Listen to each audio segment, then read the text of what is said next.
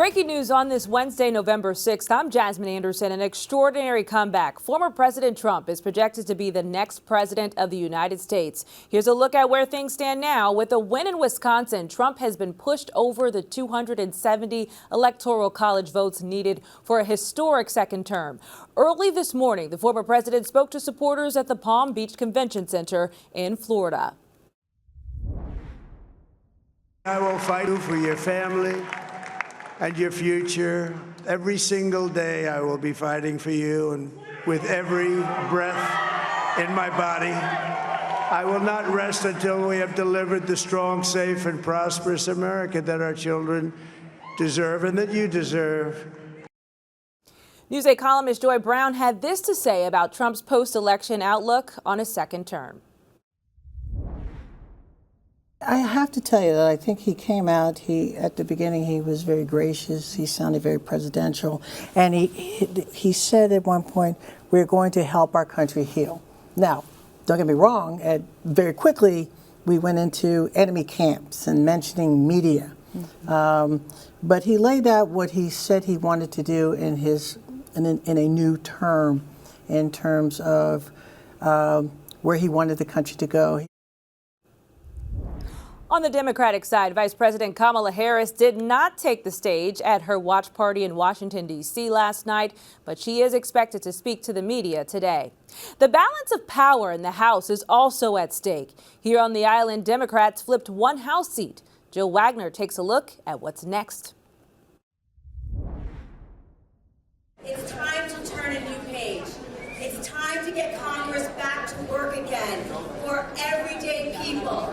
It's time to stop pointing fingers and start getting the work done and reaching across the aisle and solving the problems that we need solved. Democrat Laura Gillen declaring victory in her rematch against Republican Congressman Anthony D'Esposito, a closely watched race in the 4th Congressional District in southern Nassau that could help decide the balance of power in Congress. Earlier Tuesday, the Nassau GOP chair Joe Cairo and D'Esposito said the race was still too close to call. We knew this was going to be a tough race. Also in Nassau, Congressman Tom Suozzi declared victory over Republican Mike LaPetrie. People in my congressional district are sick and tired of the extremism. Hello. They're sick and tired of people attacking each other all the time. They want us to work together and get things done. Over in Suffolk, Republican incumbent Representative Andrew Garbarino defeated Democrat Rob Lubin in the race for New York's 2nd Congressional District. This will be his 3rd term. We have seen what has happened to our country over the last 4 years, and we showed today that we aren't going to take it anymore. We need to continue to fight. Also in Suffolk, Representative Nick LaLota was reelected in Long Island's easternmost congressional district, defeating former CNN commentator John Avlon. You've trusted me, you've placed your trust in me, and I'm going to take another oath of office here in just a couple of weeks back in Washington, D.C., so I can continue to fight for you in Washington. New York voters also approved 2 propositions. Prop 1, the Equal Rights Amendment, which expands the state constitution's anti-discrimination language in a way that supporters say would protect the civil rights of people who are seeking or have had abortions, and bans discrimination based on someone's ethnicity, national origin, age, disability, sex, sexual orientation, gender identity, gender expression, pregnancy outcomes, or reproductive health care and autonomy. In Suffolk, residents approved a sales tax hike next year for a project aimed at making water cleaner and upgrading sewer systems. In Baldwin, Jill Wagner, Newsday TV. Jill, thanks. To read more about all the races on Long Island, go to newsday.com/LIvotes. While you're there, you can check out Newsday's Voters Guide. An Oceanside poll worker is facing harassment charges today. Mark Shabasta of Baldwin was arrested late yesterday afternoon at the Oceanside polling station at Oceanside School Number 3. Police say during a verbal argument, he threatened a 25-year-old male constituent. When officers attempted to defuse the situation, the poll worker falsely identified themselves as a law enforcement agent and became aggressive. The incident did not disrupt voting operations. An LIRR worker has been awarded over $130,000. A federal judge found Anthony Nganamort's whistleblower complaint led to the creation of a hostile work environment. He filed an OSHA complaint back in 2015 over refusing to comply with a wage theft scheme. Since, he claimed he was demoted and faced adverse action. The town of Babylon is headed to court over a warehouse denial. A San Francisco-based developer, Prologis, is suing the town after its bid to build a warehouse on the site of the former bowling alley, Farmingdale Lanes, was denied.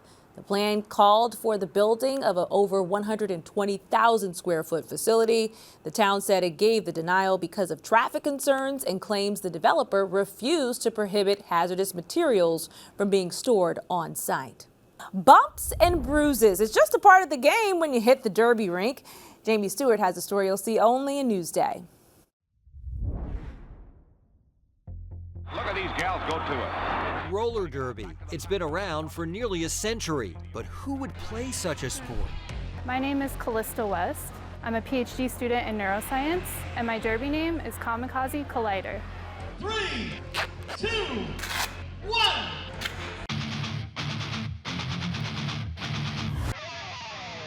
My name is Jennifer Fight. I'm a perfusionist, and my derby name is Hell of a Fight. I operate the heart-lung machine during bypass surgery. Half of them think I'm crazy, and the other think I'm badass. Getting a little help from Jenny Pop. Introducing the Strong Island Derby Revolution, a non-profit, all-female roller derby league. They are a very physical team. Big hit by the real Slim Skady. Gina Moshe is a first-grade teacher, and educating her colleagues on her hobby took a little time. They're like, you're so tiny. And I'm like, yeah, you know, it's what I like to do.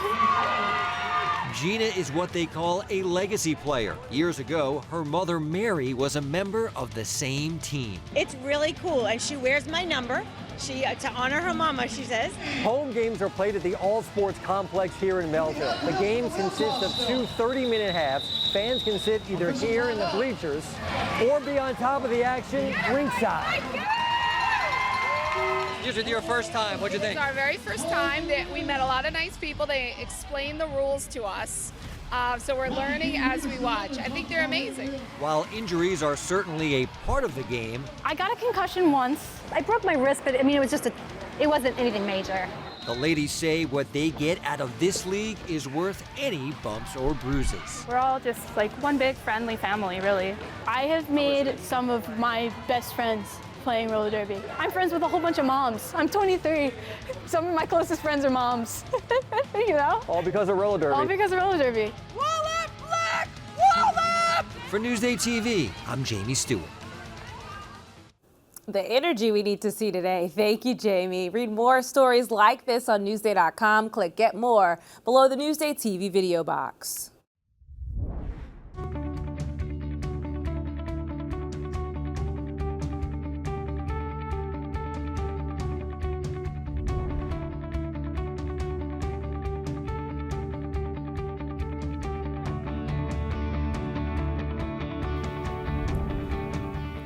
Checking out your hyperlocal Wednesday forecast. You're in for the warmest day of the week and plenty of sunshine today. Checking out today's highs. Like I said, sunshine with highs in the mid-70s. Look at that. Tomorrow, partly cloudy, highs in the 70s. Not as warm, but still that warming trend continues. Here's a look at your 7-day forecast.